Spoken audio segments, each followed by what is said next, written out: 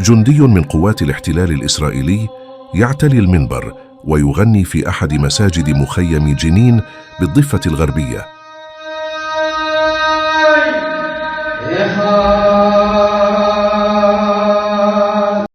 وإذا ناديتم إلى الصلاة اتخذوها هزوا ولعبا ذلك بأنهم قوم لا يعقلون. قل يا أهل الكتاب هل تنقمون منا إلا أن آمنا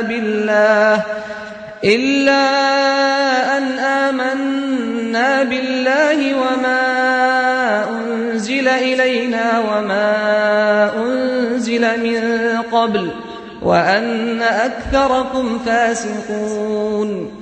قل هل أنبئكم بشر من ذلك مثوبة عند الله من لعنه الله وغضب عليه وجعل منهم القردة والخنازير وعبد الطاغوت أولئك شر مكانا وأضل عن سواء السبيل.